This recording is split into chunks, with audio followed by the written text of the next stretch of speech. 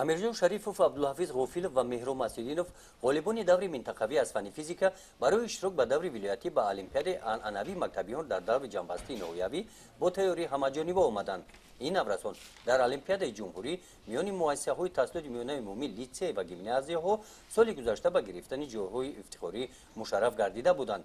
довталабони даври ҷанбастии олимпиадаи анъанавӣ мактабиён дар ноҳияи восе аз фани физика 18 нафар ҳастанд. 3 нафарашон духтарон мебошанд. аз фани химия 33 нафар довталаб, биология 35 нафар, назар ба соли гузашта 10 нафар зиёд ба қайд гирифта шуданд. соли ҷониб ки маркази дарёфти рӯи ноҳия ҳамаи олимпиадаҳои мактаббачагона ба оҷаби пас баргузаронида истодааст.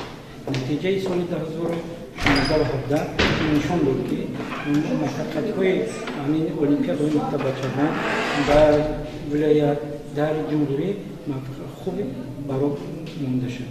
махсусан дар аз вилоят 56 медал ва 18 ифтихорнома ва дар ҷумҳурӣ бошад 2 медали, якта биринҷӣ, яке аз оқира.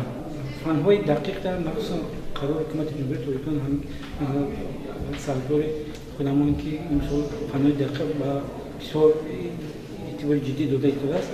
фанҳои имсол мо кӯшиш ва ғайрат кардем ки диққати ҷиддӣ ба фанҳои дақиқ бисёртар мо аҳамият дода истодем.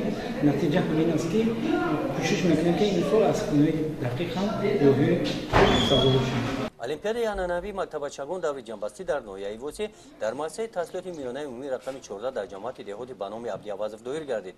ин чорабинӣ бо мақсади дарёфти хонандагони болаиқат бо дастгирии маркази дарёфт ва рушди истеъдодҳо соли дуюм бозгузаронида мешавад.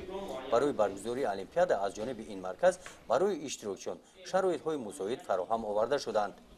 гузориши хоҷа Назрив Худойназар Зуҳуров аз ноҳияи восе барои барномаи иттилооти Навид.